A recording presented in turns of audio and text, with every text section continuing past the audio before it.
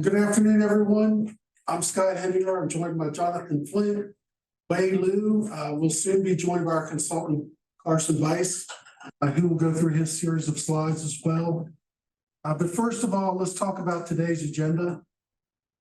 First, we'll do a quick recap of the last steering committee meeting, and then we'll talk about that fiscal analysis testing of the development scenarios. We'll move into a discussion about the mapping session that Robin sent out an invitation about, and then some transportation studies. We've got Wade Walker, he'll be on the phone with us. He's going to work with us as we move forward in this mapping session and developing that final land use plan.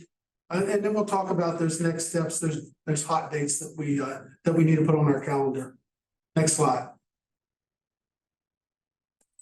Just a quick recap of the last meeting. We extensively discussed these different scenario maps. This is scenario 4, the community concentration and countryside conservation, talking about hypothetical footprints for each of those scenarios and what those impacts might be. And that's what Carson's been testing for us. Next slide. In that last meeting, we also began a discussion about these land use place types, starting with the more intense developments such as your town centers, and moving all the way out to the open space. And you see those place types there on that legend on the left-hand side of your screen.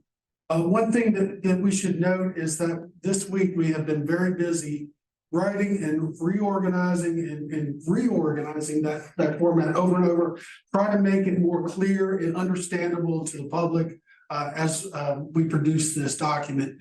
And in the next month or so, you're going to see a lot more of this report and like to see your thoughts on that in an organized manner where we can refine this, present it out to the public and get this adopted for your community. Hey, Scott, do you have an idea on the how you're going to share that? Are you going to share that in chapters, or are you going to share that as a whole draft document? Right now, we probably would produce the entire document. We may end up having a placeholder for the implementation section in the initial draft that we send out.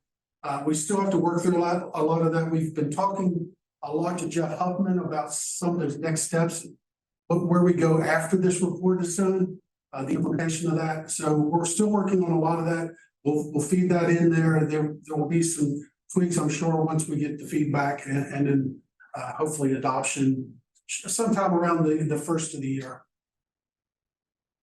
Do we have Carson on the line yet? No, I don't see him yet. Okay, so we're still waiting on Carson. So we're going to skip back to a later portion of our presentation. All right, so these are some of those dates and the next steps. The mapping session right now tentatively set for October the 18th. Robin's working on getting that subcommittee together. Probably start sometime after 11 a.m. and we'd have a pin-up session around 5:30 p.m. We invite that full steering committee to come in.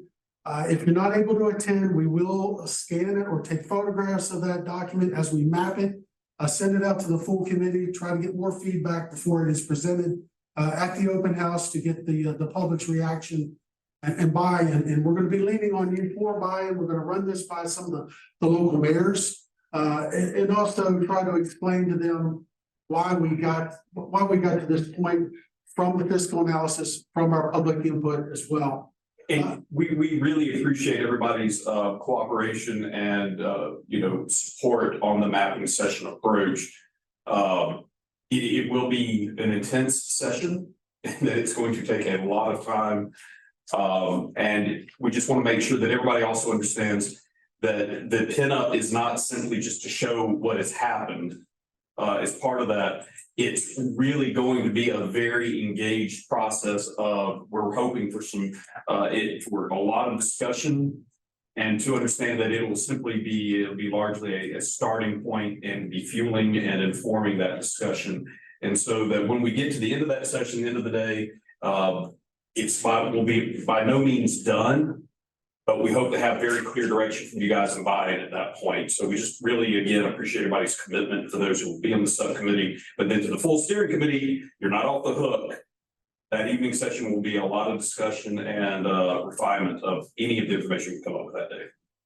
So here you can see an image. It's going to be very rough. We'll be out there with markers, mapping the county, mapping those different municipalities as well. And then we'll review that with the steering committee and the mayors. So I do see that we have been joined by Carson Bice, so we will go back to his presentation. We'll give you a short bio on him before we get started. Carson is a certified urban planner like we are. He is with Tishel Bice, he's the president of that company. He's 25 years of experience in fiscal, economic, and planning experience in 36 states. And that was the last that their website had. And then you see some of his credentials there as well. He's developed and implemented more of these fiscal impact models than any other consultant. This is what he's doing for you. The credentials there below his screen. He's worked with Howard Cohn, our market analyst, on several occasions, on many occasions, I should say. And he's done work here in Shelby County as well. So with that, I turn it over to Carson Bice for his presentation. Okay, great. Well, thanks for the introduction. I also add, I'm a Tennessee native. I grew up in Chattanooga, and any opportunity I get to work in Tennessee, I always take the opportunity to do that. Let's go to the next slide here. So a little bit about us. We're based in Bethesda, Maryland, and also have an office in Boise, Idaho. And we focus on basically two areas. One is the cost of growth as it relates to fiscal and economic impact analysis, and then how do you finance growth, and that relates to impact fees and infrastructure financing strategies. And we've done more fiscal work and more impact fee work than anybody in the country. We also do real estate market feasibility, which is how Howard and I have gotten to collaborate together around the country. And then we also do revenue enhancement studies as well. So a little bit about the process. There's a lot of coordination that goes on between the consultant team, particularly with LRK and the Chesapeake Group, who, as you're aware, prepared the market assumptions. And so all of that coordination goes into defining what these scenarios mean to the fiscal model in terms of development potential, in terms of housing units by type, non-residential square footage by type. What does that mean in terms of employment and population? And then we try to allocate that to different areas of the county as well. We also define land use profiles by area of the county. So for instance, we are using US Census data to get household size in the municipalities versus the unincorporated county. We also have to do things on a countywide basis. As you can imagine, your school system is countywide. And so we have to come up with pupil generation rates that are countywide in nature. We have to define trip generation rates, lot frontages that influence road costs, density factors, those types of things. And that's what we mean by land use profiles. We also had in-depth interviews with many of the county's major service providers.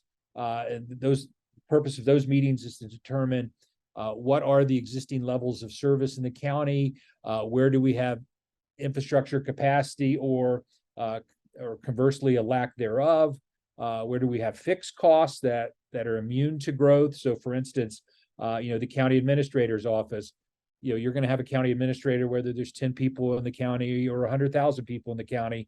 And so that's a fixed cost. And there are some administrative costs as well that really aren't growth related. And conversely, there are also revenues like grant revenue that aren't tied to new development in the county and really can't be considered growth related revenue sources. And so those are the purposes of these meetings, is to find out the lay of the land as it relates to Tipton County.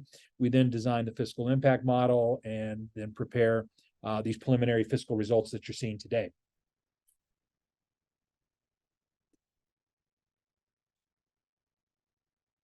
So I'm not going to spend too much time on this because you guys have seen these scenarios before, but there are the four scenarios: business as usual, the balanced growth pattern, the community focus and clustered countryside, and then the community concentration and countryside conservation. One thing you'll note is in all four scenarios, the housing unit control total is the same. The only difference between the scenarios is obviously the distribution of where they're going within the county versus municipalities. We also have public school students. Those are the same countywide for each of the four scenarios, because again, we have the same number of housing units. From a non-residential square footage perspective, we have the same amount of non-residential square footage countywide, but that equates to different amounts that are going into the city versus the unincorporated county based on the scenario assumptions we have. That's the same with population too. Some scenarios assume more population in the unincorporated areas versus the municipalities themselves.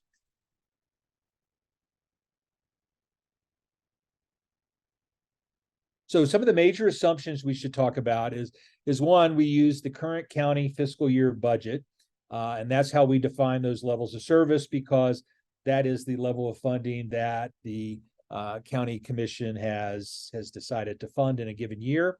So we're not speculating on levels of service or coming up with aspirational levels of service. For instance, a lot of times when we talk to different departments, they want to talk about how things ought to be funded in a particular jurisdiction versus how they're actually funded. And so we again take that existing levels of service as funded by the current fiscal year budget.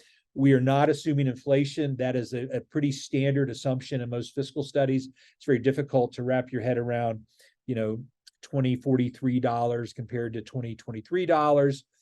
Most fiscal analyses are prepared using what we call the snapshot approach, based on how we do business today. Can we afford to do business 10 years from now, 15 years from now, under those same parameters?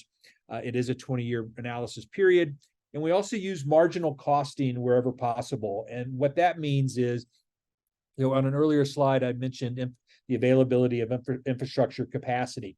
So rather, and I'm going to use schools as an example. So rather than just say there is a capital cost of, let's say, $8,500 for every public school student that's generated by new growth, how we really fund schools is we look at middle, elementary, and high schools in terms of how much capacity do we have versus how many empty seats do we have. And so the model fills up these empty seats before you reach these marginal cost thresholds where you have to spend $80 million on a high school, and then you have the large lumpy operating cost that goes along with that. We did the same type of thing with general government facility needs, et cetera. And so it's these capital cost thresholds that get crossed that generate a lot of the operating costs. Also, we're projecting most of the staff in the same way. So for instance, we talk to these departments and figure out, okay, how many budget analysts do you have? And in terms of workload, how much extra capacity do you have? Now, that's somewhat of a subjective feeling, or more of a gut feeling, where you say, I think we can handle another 20% of capacity before we have to hire another person. So we model that. And so we're hiring staff individually versus saying, in the same example, in the budget department, it costs $37 a person, right? So that's what we mean by marginal costing.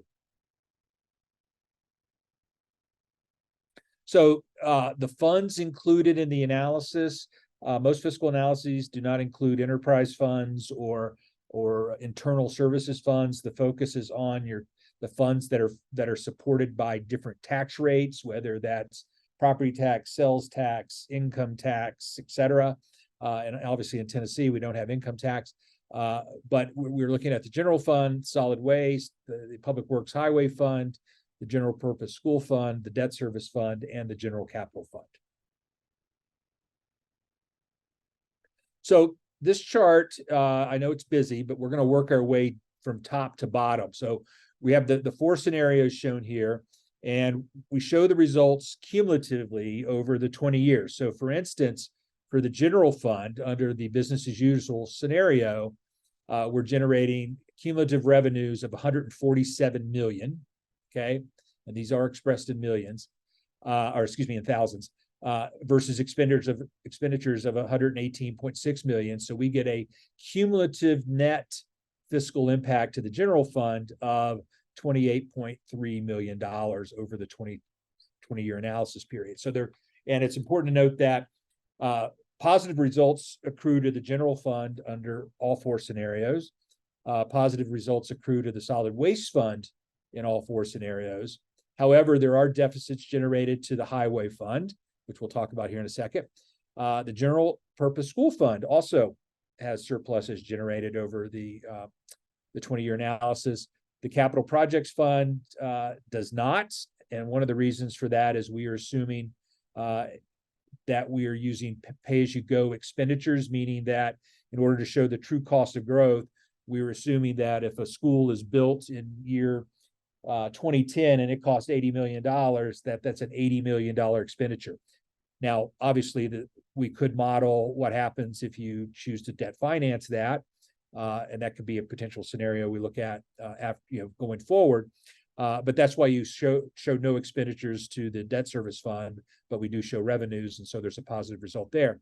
So what does that mean in total? Well, when we add up all of the funds together, we're showing that all the funds all the scenarios generate deficits to the county over the 20 years.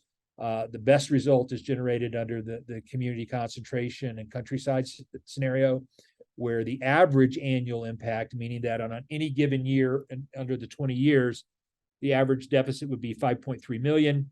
The second best result is the community focus scenario with an average annual deficit of 7.2 million annually, followed by balanced growth at 7.9 million, and then the business as usual at 8.4 million.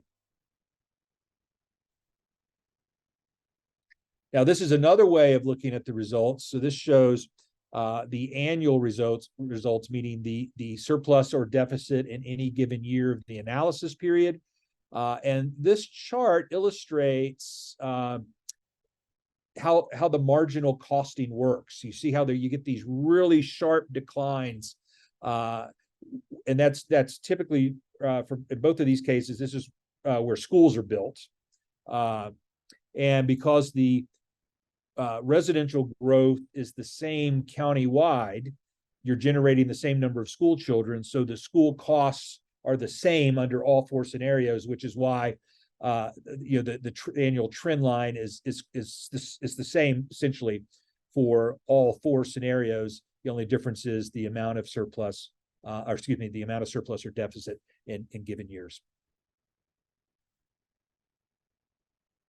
And this shows the results on an average annual basis. We're looking at over three time periods: years 1 through 10, years 11 through 20, and then the entire 20-year analysis period.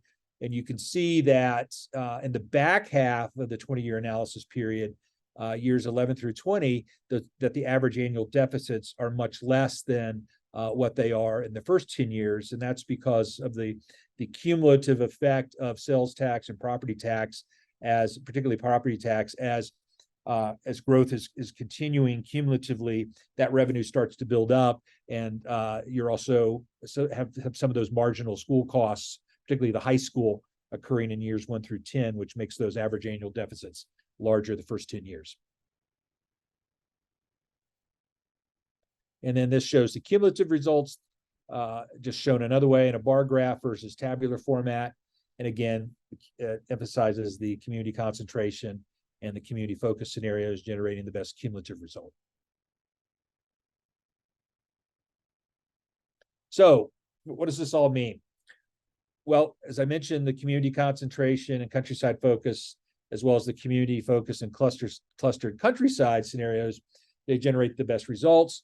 The primary reason for this is the county benefits from the amount of development that's concentrated in municipalities, because there are lower costs to the county generated. As you're probably aware, there are some services that the county provides on a countywide basis, and then there are others, such as law enforcement, particularly the patrol function, that is concentrated in the unincorporated areas. So the more development that goes into the cities and towns, then the lower those costs are. As I mentioned, all four scenarios generate positive fiscal results to the general fund and the general purpose fund. However, before we get excited about, hey, these surpluses will allow us to lower tax rates, et cetera, we have to put that into perspective. And what that really means is, particularly for the general fund, that these surpluses range from 6 to 9% of current general fund revenue. So it's not like we're making a huge profit off of growth associated with these scenarios. Net deficits, as I mentioned, are generated to the Highway and Public Works Fund. although this fund does enjoy property tax as part of its revenue structure, as is the case with most jurisdictions we work with around the country, gas tax that jurisdictions derive from the state are generally flat or declining in nature, primarily due to the fuel efficiency improvements in vehicles and obviously the proliferation of electric vehicles around the country. And so that's not factored in as a growth-related revenue source. And then net deficits are generated to the solid waste fund as well. And that's not surprising because in the current fiscal year budget, expenditures exceed revenue, and they're making that fund whole in this fiscal year through a transfer of reserve fund revenue. So if you've already got the balance tipped to more expenses over revenue, it's not a surprise that deficits are generated here. The positive general fund results are not surprising, particularly given the amount of non-residential development that's assumed as part of all four scenarios. To put that in perspective, your current jobs to housing ratio is 0.47. The four scenarios assume a jobs to housing ratio of 1.77. So you're sort of turning your current development pattern or development mix on its head, as well as your revenue mix, because in general terms, particularly office and industrial development generate substantially much more revenue than they generate costs, where retail is more of a break-even proposition because of the public safety and transportation related costs associated with that. But if you're going to assume that much more non-residential development than you're currently getting, it's not a surprise to me that the general fund is generating positive results. And the same for the general purpose school fund, because you're getting all this revenue from the non-residential development, and obviously non-residential development doesn't generate any school children. So by directing growth to the municipalities in the areas adjacent, the county receives several fiscal benefits. As I mentioned previously, the costs for law enforcement, particularly the patrol function, are less. Also, the highway and public works fund costs are less due to lower road maintenance costs, because more of those costs are being absorbed by the city. And also the solid waste fund costs are less because the city of Covington has its own solid waste operation. So there's some cost savings there as well.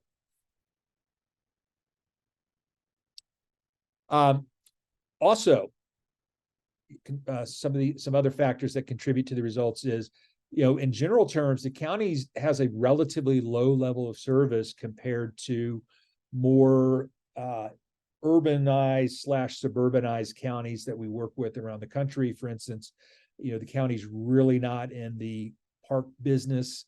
You don't have a countywide fire department that's funded by property tax or sales tax. You do have a volunteer system with one county fire department or fire station with a relatively small amount of staffing.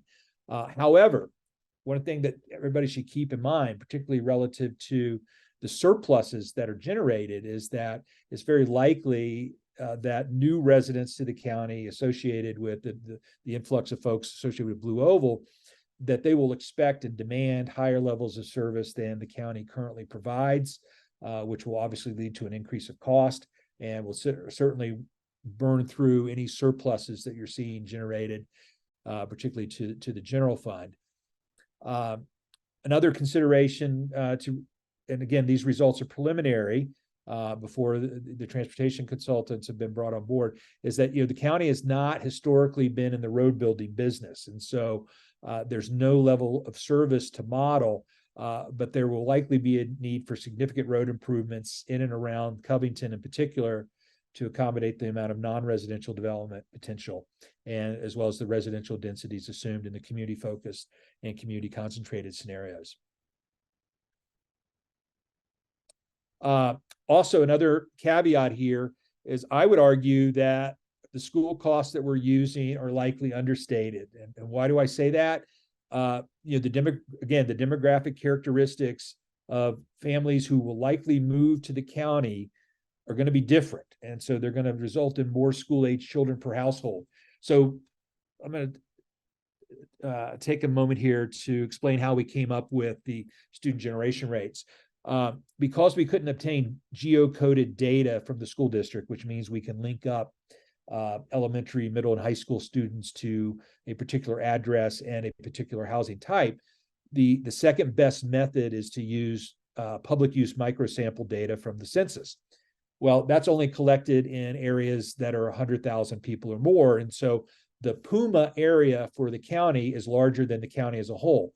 So we calculate a raw student generation rate for that PUMA area, and then we have to calibrate it to to Tipton County based on your actual enrollment the year that data was generated, which was 2021. So I think if I remember correctly, the student generation rate for a single family unit is 0.19 for Tipton County. But when we look at that PUMA area as a total, it's 0.39. And that's that's more in line with the rate that we normally see in the type of demographic that I think the county is going to get. And sometimes it's higher, sometimes it's even in the 0.5s. And so I think that there will be more school children generated over the 20 years than what we're modeling. But again, that's speculative, and it could be something that a scenario that may want to be tested further in terms of modeling the PUMA area student generation rate versus the actual one that we're seeing today. Another area that I think there's a shortcoming is that property tax revenue is likely understated as well, as is local option sales tax. I think again, the type of people that are going to be moving to the county and the type of housing products that are going to be offered don't exist in the county today. And so we really don't have a good basis for saying that, the assessed value for housing products in one scenario over another is going to be X, right? We don't have that availability of data. And so that would be speculative on our part, as we're not appraisers, to come up with that value. But I can tell you that there is a premium placed on some of the housing products that are being considered as part of these scenarios. So they are likely to generate greater property tax than what we're projecting, and also greater sales tax, because you have to have a certain income level to afford these houses. And so that sales tax would increase as well. Finally, this is not an effort to model the county's budget over the 20-year period, because there's two big assumptions made in our analysis. And that is, one, levels of service are going to be maintained across the board over 20 years. And that's a big assumption because, every community we work with around the country has to walk the same budget tightrope you do, where you have to project your revenue going forward and then back into the expenditures. And we're doing just the opposite. We're projecting the expenditures and then seeing if the revenue is enough. So it's really to show what is new growth cost on the margin. We're not trying to replicate the county's budget. There was a bullet point earlier on in our presentation that basically said that, the county obviously is going to look at when planned costs are, for instance, an $80 million high school, and would likely adjust the timing, adjust the financing, for instance, debt financing versus pay as you go, in order to balance that budget on a year-to-year basis.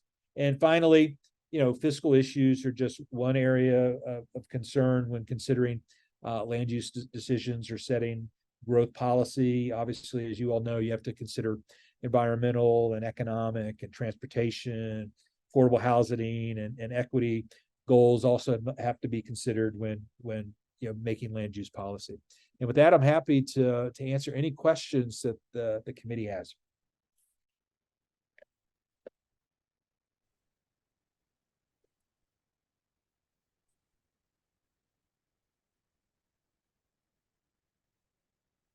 I know that was a lot in a short time.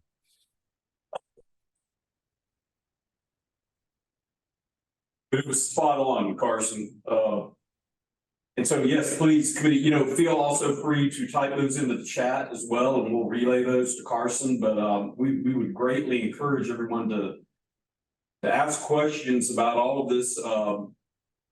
Every time we go through this process, I learn something new, and Carson will tell you I've been asking questions, and we've had several rounds of discussion about this information, so don't feel shy, please ask. We can also go back to the slide that has the finance dollars for revenue. Yeah. As well. Yeah. Yeah.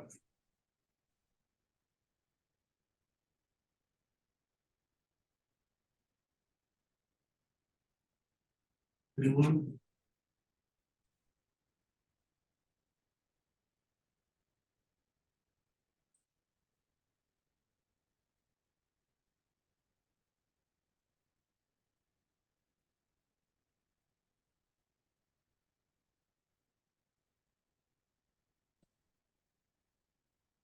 Mr. Bailey, do you have any questions or anything? Since you're the finance director, does this make sense?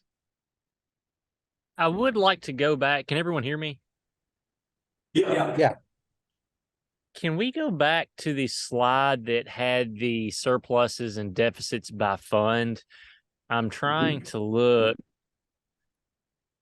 at some reports I have currently, and I know those numbers are in millions. I believe you said they're in millions. Yeah, or no, Thousands. thousands. So when you see 28,535, that means 28 million. Let's see. Hang on. Sorry, I have lost the screen I'm looking for. Can you say that again, Carson? Yeah, so when you see the general fund under business as usual, you see the general fund, it's 28.5 million.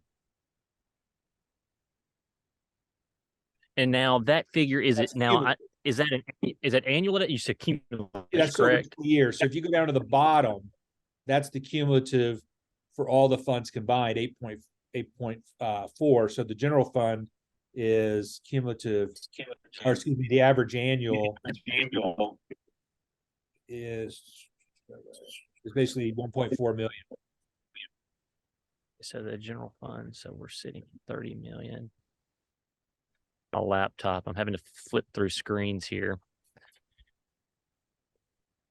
So you're projecting that the general fund that's cumulative over 20 years is going to generate roughly 150 million in revenues for business as usual. I just want to make sure I'm understanding these numbers. So I can chew on these later. So 20 years. Yeah, so about 1.4 million annually in surplus. Okay. Which as you realize isn't a lot of money, right? In the grand scheme of things. Right. And again, going back to the fire department, there's a lot of things. You brought up a lot of great points, and it's things that, some of these things we've already been thinking about and having discussions on, locally and internally. And one being that rural fire protection aspect, and you mentioned that it's not funded with tax rate. There are some statutes there in the state of Tennessee that do prohibit us from using tax rate to fund, rural fire protection. And that is going to be a major cost likely to be a major cost as we grow and develop down the road, especially in unincorporated Tipton County. What's interesting with all of this is, and you guys are also doing the same thing. I know we've got some City of Covington representatives on this meeting here, but are you guys doing the same thing with them specifically? Yeah, we are, but we did. Yeah, we started this about 2 months before we started Covington. For that Okay. So that'll be forthcoming. What's going to be interesting to see is when we can kind of look at these county results, side by side with the City of Covington, and see what kind of partnerships we can do down the road and how we can work together and how we can maybe mitigate some of these losses, over the next 20 and even 30 years and beyond. Certainly.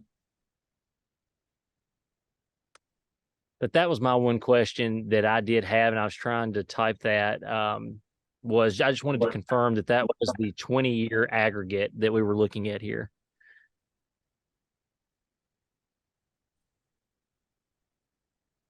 And as a reminder, and Carson brought this up earlier too, guys.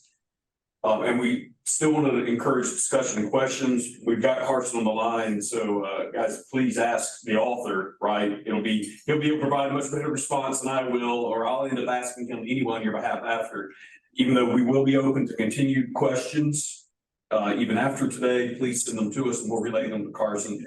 One thing I do want to note is that, as he mentioned, and I'll underscore this, is that we're not saying that any of this is making a decision for you unless you want it to, unless you tell us that's how we should approach this. We're not saying that, well, clearly we're going to go with community concentration on this, or this is biasing us toward a certain solution.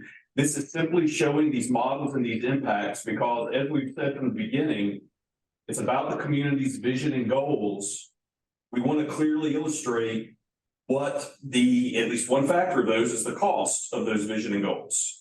And so we want to clearly illustrate that. And it may be that a community that, as a community, you may be willing to pay more to hit certain goals or hit a certain vision, but we need to understand what that is. And so that's what this is attempting to inform and will continue to inform as we move into the land use modeling portion of the process.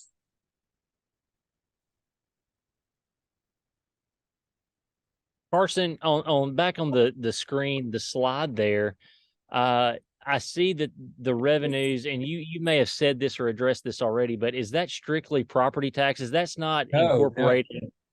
That's all of your different revenues. Now, obviously, some of your revenues are fixed, but you've got. I'm opening up the fiscal model here as we speak. Yeah, so let me just go down the list here of some of the growth-related revenues that we're modeling for the general fund. You've obviously got your property tax, the sales tax, hotel motel wheel tax. You've got all sorts of revenue generated from your different services, like court costs, fines, jail fees. Let's see what else. Some of your court-related expenditures.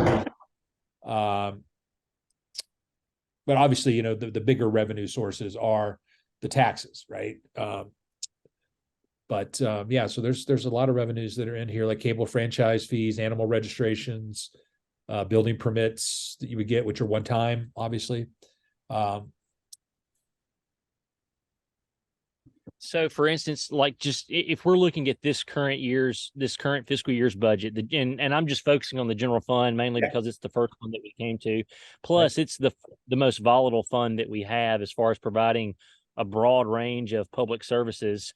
For instance, this budget's current year revenue is projected for the general fund to be a little over 28 million, and so I guess 28 million is the current revenue stream that we're living in right now. And so if you're going to do a 20-year aggregate, assuming, revenues don't decrease, assuming that these are going to grow rather substantially, the 28 million, and just say multiply that times a 20-year span, you're looking at just, you're looking at 560 million. And so I guess I'm confused that when we look at the revenues, you're at 147 million, and that's business as usual. Right. So I guess I'm just a little unsure of where we're getting those numbers. If our current revenues are already at 28 million, countywide, we're already at 150 million Right. in revenue for the current year. Now that includes grants and one-time items as well, but just curious about how you came up with that data. Yeah, well, so that's about 7.3 million a year difference than your current revenue source or your current revenue structure of the 28 million. So you've got, the property tax being assessed based on the assessed value or the taxable value of the units and the non-residential square footage, and then the sales tax is we know how much retail demand there is in the county and what percentage of the income is being spent on retail, and then we estimate how much of that is. Me and Howard, our gut tells us, given your market, you're probably capturing 50 to 60% of that, and then the rest is leaking outside of the county. So we're projecting sales tax that way, so the way to think of it is if you've got 28 million in general fund revenue today, And again, you're substantially increasing the amount of non-residential activity that you're getting over and above what you're getting today, as well as the number of housing units, that you're basically increasing your current budget by, like in the first year, by 25%.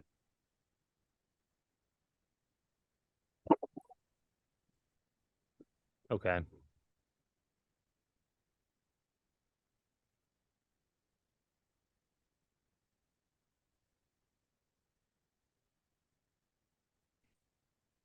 But obviously that percentage decreases each year because you're now next year your base year budget 7,000 or 7 million higher. Okay. Carson, I may reach out to you. We may jump on a Sure. phone call Yeah, later. yeah, we can do a Go- Zoom and we can go over the model together and everything. Okay. Mr. Carson, Yes. this Jan Hensley. And you may answer this, but I just want to make sure I'm trying to get my mind wrapped around it. On the revenue source, when you look at the four blocks right there, and why does the revenue decrease as you go? I understand the expenditures decreasing, but why is the revenue decreasing? What slide are you looking at? Of the cumulative fiscal results, combined funds. So Yeah. on your general fund, as you go from business as usual to the right to community concentration, his question is why he understands why expenditures decrease, but why are revenues decreasing as well? Yeah, because the assessed value of that we can find of the new units within the municipalities are less than the new housing units in the county currently. So their assessed values are different. Are you suggesting that as they build new places in here, they're going to cost less than what we have today? No, what I'm saying, and again, so we're having a hard time coming up with assumptions for what each housing unit in these scenarios are going to be worth.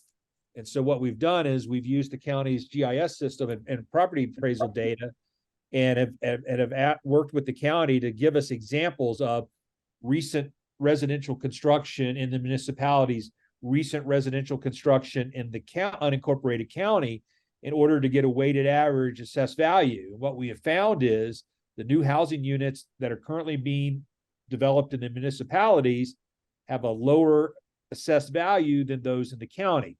So in the two scenarios where you're getting the most development in the cities, based on what we know today, based on assessed values, you're getting less property tax because the values are lower.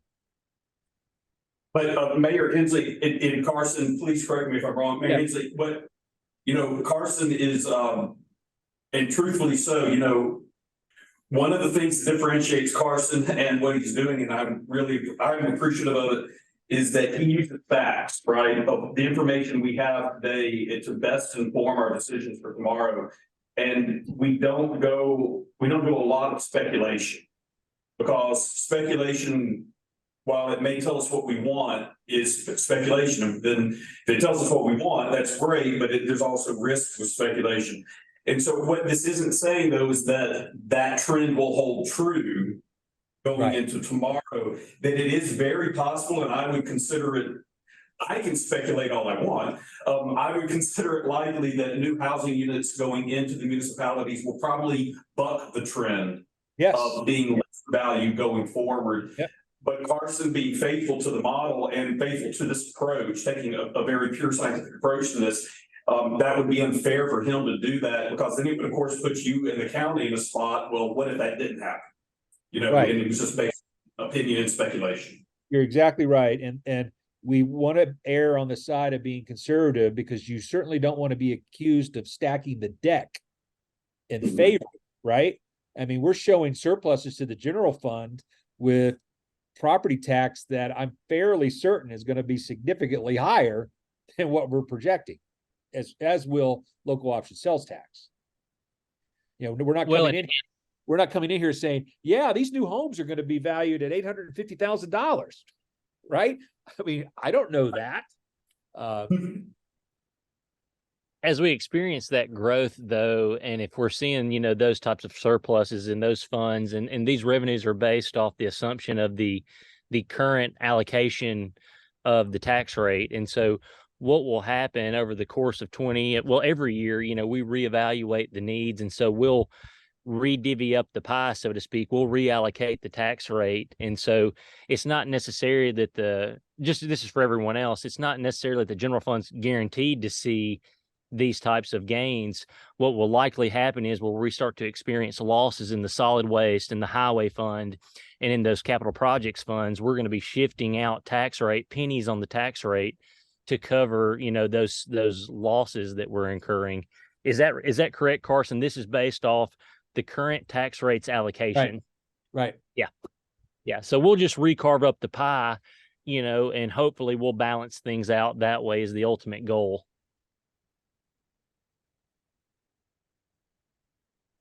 So Carson, this is Sean. I've got a quick question.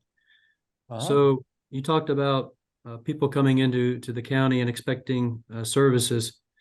And you mentioned about parks and fire protection, roads and all that kind of stuff. Based on your experience and all the analysis that you've done, what is considered a priority for people moving in? Are people looking for the schools, or are there people looking for better transportation? Can you offer us maybe a hierarchy of what might be a priority for services if we have people coming into the county? Yeah, certainly schools. I mean, that's a huge driver of growth.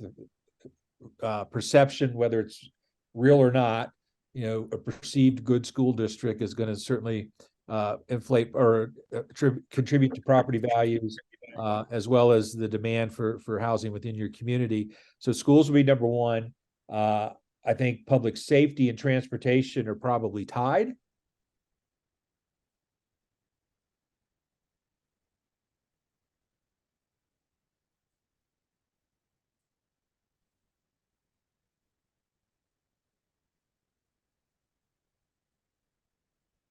And we would, and yeah, Carson, that is something that I would, I'd also just say that kind of be a hearsay that we've heard clearly from the community as well, that those have been those have been underscored almost as much, or maybe, or just maybe a little bit more than the maintaining the county's fiscal responsibility, their record of essentially balanced budgets. Right.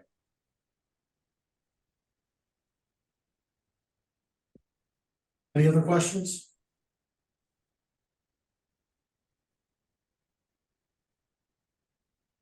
For the steering committee, we are recording this, so you are welcome to re-listen to it. You can watch the presentation over. We'll have that out there for you. And if there's any other questions, drop those in the chat box, and we'll send those on to Carson if he has to drop off.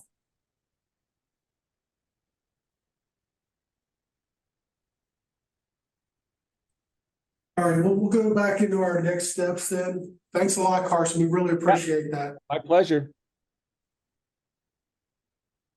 And we talked about that mapping session, October 18th, which Robin is reaching out to everyone to form that subcommittee. We'll have that pin up later that afternoon.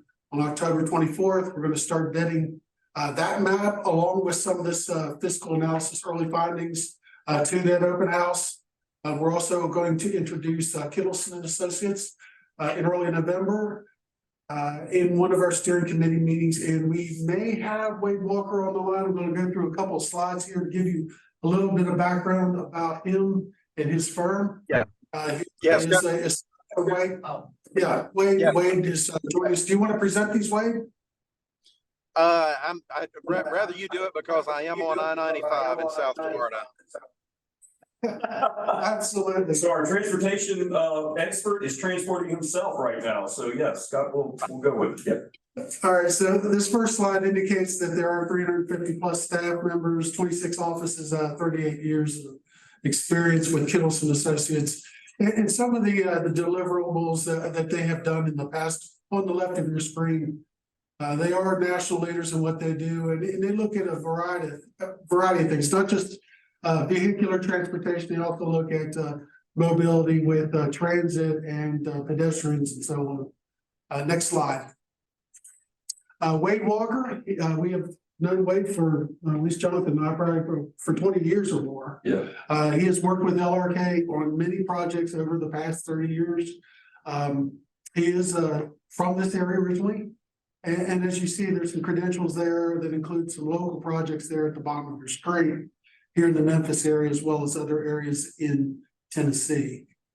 And just to build on that a little bit, guys, as Scott noted, you know, we've known Wade for a long time, and Wade is one of those very, very few professionals that a lot of people take, there's something sometimes of a divide between, you know, urban planning and design and transportation experts when it comes to producing, let's say, guidance and helping the community achieve its goals. It's one of those few professionals that really does bridge that divide and understanding the role of getting transportation right, transportation facilities correct, in order to produce great places, to produce those preferred communities which we all love to live, work, and visit. And so he's got, as you see here, his experience, familiarity, it goes beyond that. There's just a couple of examples. But Wade also knows our region well. It has family here and everything. So natural expertise, but with that local knowledge and experience of what we're all dealing with on a daily basis. Okay, yeah, Jonathan, I appreciate the kind words. Your check is in the mail, by the way, for saying all those great things. I do have a passion for the Mid-South and this area of the country. I can claim Tennessee birth. I cannot necessarily claim Tennessee raising. I'm a product of Crittenden County, Arkansas, just on the other side of the river. But as you can see, I've spent a lot of time in the area, and you know, really love not only working in this area, but rural communities that are struggling with you know, growth. And how do we become what we want to become, and not what everybody thinks we should become?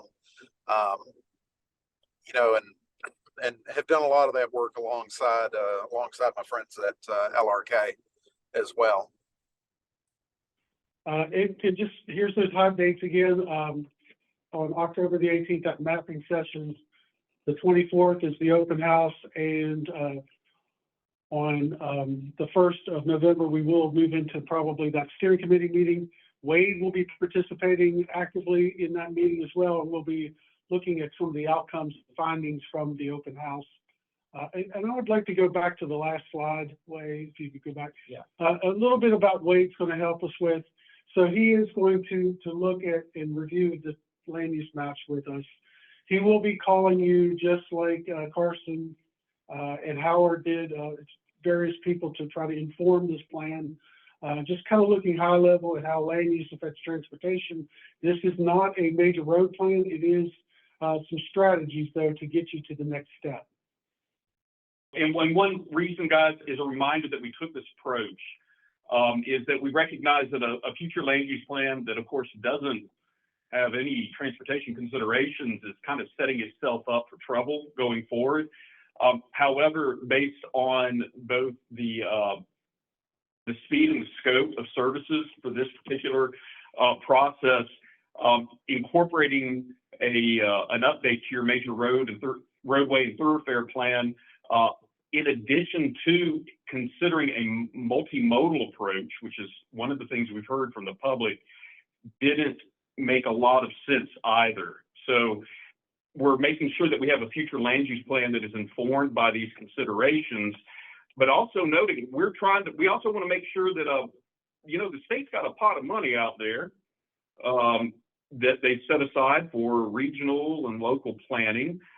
We want to make sure that we utilize that where feasible, but we also, you know, like with having Wade on board here, we want to make sure we also have the opportunity to have the right person and the best experts at the table as well that are focused clearly on Tipton County and the local municipalities therein. and not necessarily beholden to other counties and municipalities. That they'll consider that, but this is about you guys. So we're trying to balance all of that. And Wade brings both, again, the background and the skill set to help us, we believe, best achieve that goal for this project. Before we wrap up, were there any other questions or comments?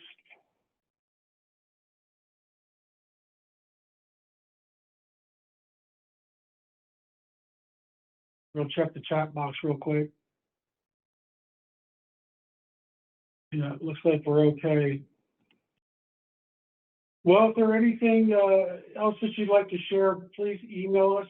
You can email me at shenninger@lrk.com. Way and Jonathan are here as well. We'll make sure we get an answer back to you if you have any questions. We'll send those on to Carson Weiss as well. Thank you all very much. We appreciate it. Thank you. Until next time.